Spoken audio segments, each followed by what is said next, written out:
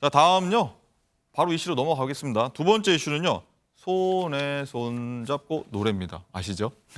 왜냐면요. 어제 윤석열 대통령이 박정희 전 대통령 추도식에 참석해서 박근혜 전 대통령과 제의한 모습이 눈길을 끌었기 때문인데요. 뭐 굳이 나란히 걷는 모습도 볼 수가 있었는데 저희가 영상으로 한번 담아봤습니다.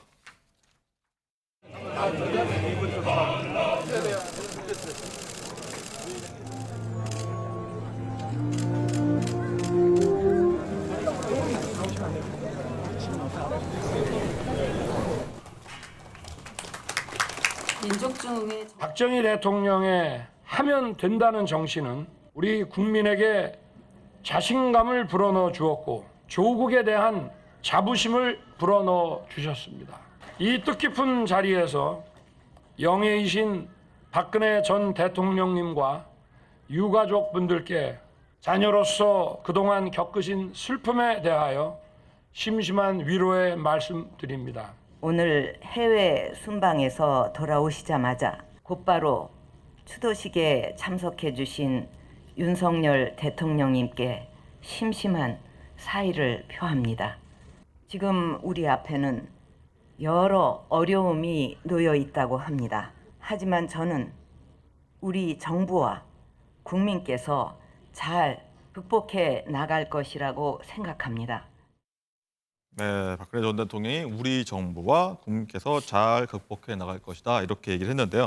현직 대통령이 박정희 전 대통령 추도식에 참석한 건 이번이 처음이지 않습니까? 어떤 의미가 있다고 보십니까? 일단 저는 두 가지예요. 의미가 없다라는 측면을 바라볼 수도 있습니다. 왜냐하면 윤 대통령이 2021년부터 지금 11.6과 관련돼서 박정희 대통령의 서거일과 관련된 이런 어떤 추모식에 거의 참석을 했었어요. 2021년에는 경선 후보였는데 네. 당시에 10월 26일 날, 그러니까 당일날 추도식엔 참석하지 않았지만 시간대를 달리해서 참배를 했습니다. 그리고 작년에는 대통령 신분이었는데 10월 26일 날 가려고 하다가 혹시나 굉장히 뭐 경호상의 문제 또 이렇게 혼란스러운 문제 때문에 하루 전날 갔었어요. 10월 25일. 그러면 이번에는 10월 25일 날 왜 못 갔냐면 지금 순방 일정 때문에. 순방에 도착하자마자 바로 참석하셨죠. 그러니까 10월 26일이 되잖아요. 도착하자마자. 그래서 갔다라고 한다면 이게 윤 대통령이 일관되게 박정희 대통령의 산업화에 대한 어떤 그런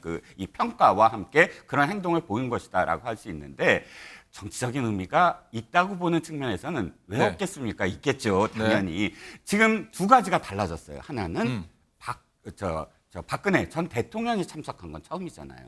그 참석한 추도식에 직접, 그러니까 박근혜 대통령이 그만두고 지금 추모식을 처음으로 참석한 그런 행사에 윤 대통령이 현직 대통령으로 갔다. 그러니까 박근혜 전 대통령과 조우했다라는 게 정치적 의미. 두 번째는 총선을 6개월도 안 남기고 있다. 이 두 가지가 해석을 낳을 수밖에 없죠. 박근혜 대통령 말씀을 조금만 하면 지금 우병우 민정수석, 그다음에 최경환 전 부총리 이런 분들이 그러니까 박근혜 대통령의 진짜 지근거리에서 모셨던 사람들이 지금 뭐 선거에 나오겠다라는 움직임을 보이고 있잖아요. 그렇죠. 그러니까 혹시나 친박계라는 이름으로 또다시 뭉쳐서 이 당이 아닌 제3의 어떤 세력으로 나오게 된다면 어떻게 될까? 이런 부분들이 상당히 또 주목을 받고 있었는데 두 사람의 어떤 만남 속에서의 어떤 대화를 보면 일단 윤 대통령이 그 부분에 대한 리스크를 좀 상쇄한 게 아니냐라는 또 네. 정치적 해석을 낳게 되는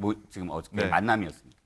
그리고 보면 윤 대통령이 직접 이 추도사 초안부터 직접 챙겼다고 해요. 여기도 보면 굉장히 이번에 공을 들였다고 볼 수 있을 것 같아요. 네, 그렇습니다. 뭐 정치적 의미를 다시 해석을 한다면 그만큼 박근혜 전 대통령이 참석했다라는 걸 의식 안 할 수가 없겠죠. 그리고 또 두 사람의 어떤 이 인연이 또 있지 않습니까? 지금의 어떤 인연 이전에 한 사람은 검사고 한 사람은 피고인, 네. 기소한 피고인이니까 그 관계에 있어서 그만큼 또 한자 또 한 글자 한 글자 신경을 쓸 수밖에 없었지 않았을까요?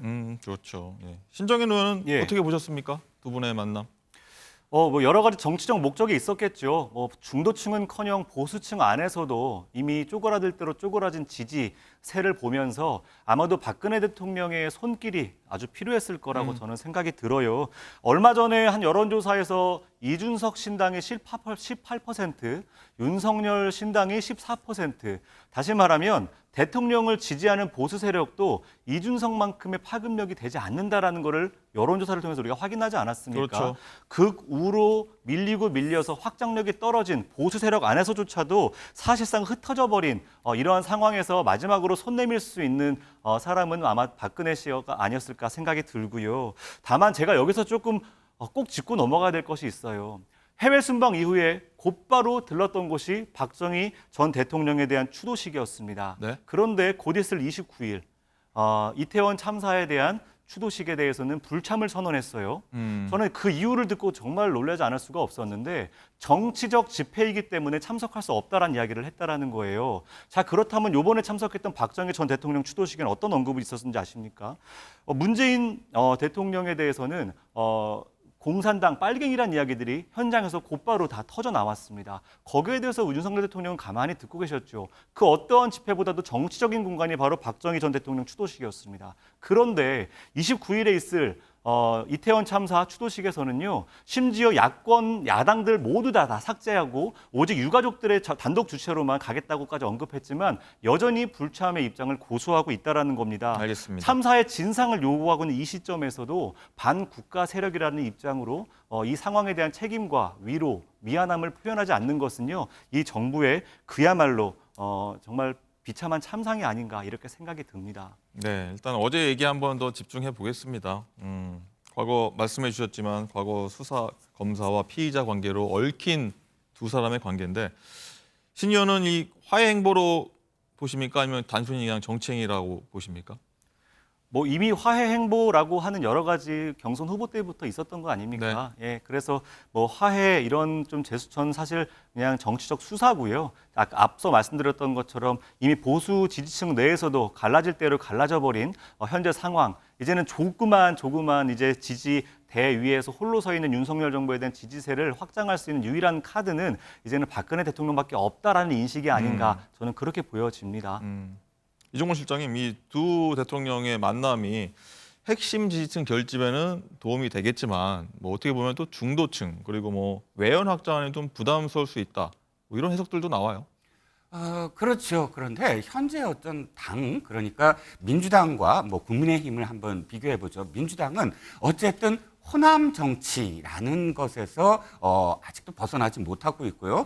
사실 똑같이 국민의힘도 TK, PK에서 크게 벗어나지 못하고 있습니다. 그러면서 총선의 전략은 역시 자신들의 텃밭에서부터 다져나가면서 중원, 즉 충청권과 강원 지역을 어떻게 할 건가, 그 바람이 수도권까지 와서 수도권에서의 어떤 영향, 그게 결과로 나타난다라는 아직 그런 지역의 어떤 공식이 있지 않겠습니까? 그렇다면 지금 TK와 또 더 나아가서 PK 민심을 어떻게 할 것인가에 대한 답이 총선에서 사실상 늘 되풀이돼 왔기 때문에 아마도 그러니까 윤석열 대통령의 지금 행보가 지금 TK 민심과 관련된 어떤 행보로 읽혀질 수밖에 없다는 겁니다.